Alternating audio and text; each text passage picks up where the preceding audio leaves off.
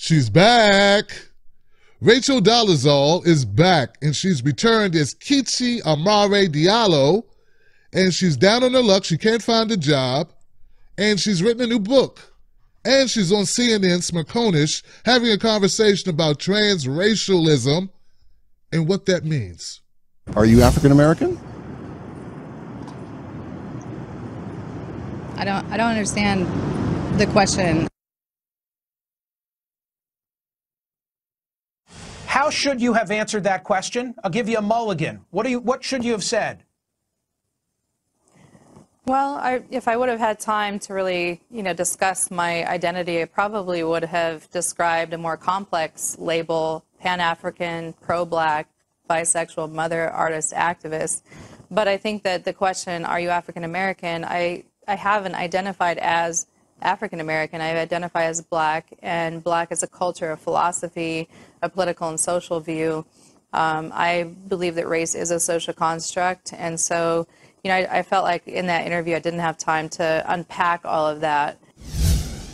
You seem to have offended everybody 2 years ago. In the book, you say this: out of the thousands of emails and hundreds of text messages I received after my story went viral, half of them were from extremely pissed off white people who were outraged by the thought that someone born white would ever choose to be Black.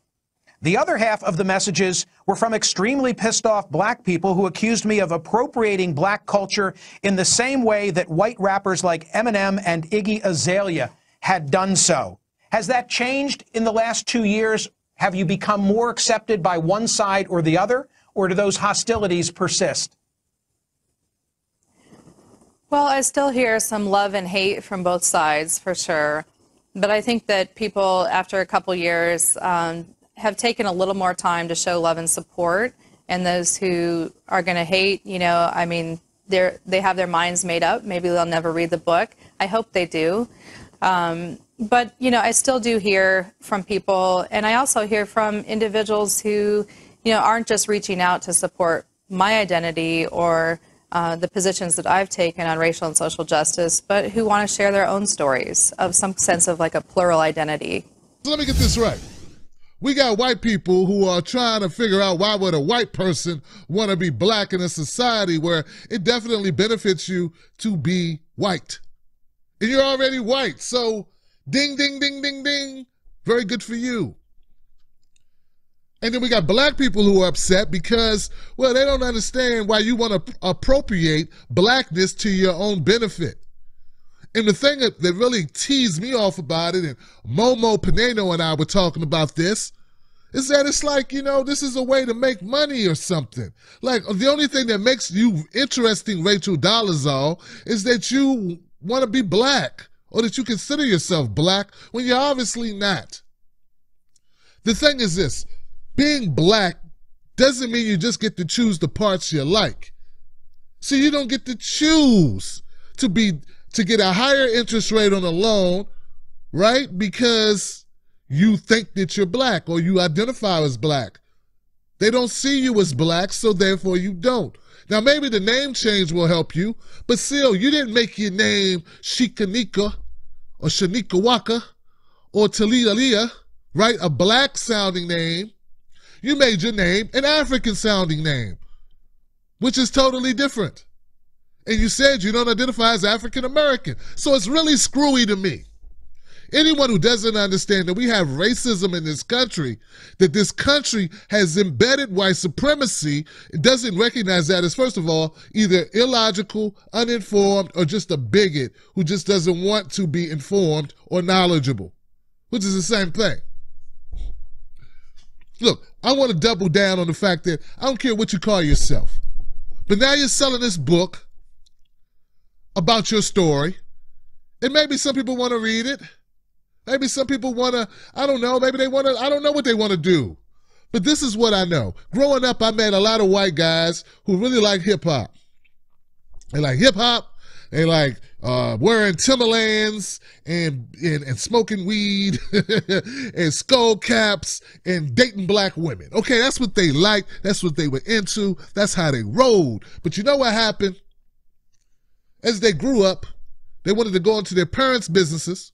They wanted to use their parents' cars or whatever, get help because life is hard. And they ended up marrying white girls, getting rid of the skull caps, wearing Dockers, and throwing on Deckers or Decks or Skeeches.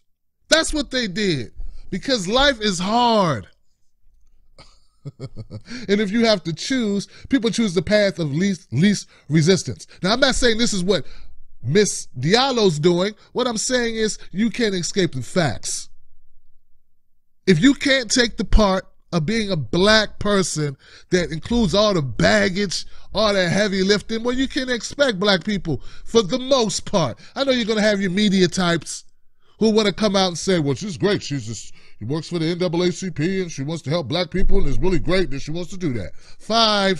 Forget them. I'm not talking about them. I'm talking about other people. I'm talking about people like Tim Black, like me. You know, you're not black like me. You're black like you. You're black in your own mind. That's not black like me, because whatever's in my head has nothing to do with what someone thinks when they click on my channel who don't like black people. You understand? And if you think I'm wrong about that, you should check the filter of comments on my YouTube and my Facebook, which they're trying to run me off right now, with a bunch of N-words in the comments that I had to remove, right? To filter out, because if you came to my channel, that's all you'd see. All the people that call up my channel and call me the N-word and hang up doing my radio shows. You understand? That is the part of being black that you cannot appropriate.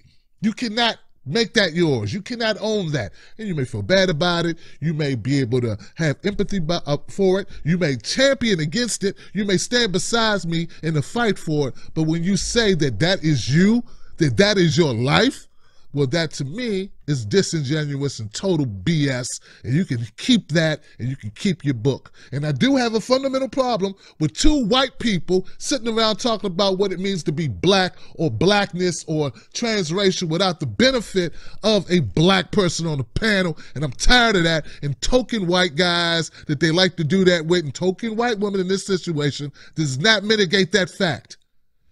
Stop having black discussions with white people. That goes for you too, Rachel Dolezal, Miss Amari Diallo. And you too, Smirkonish.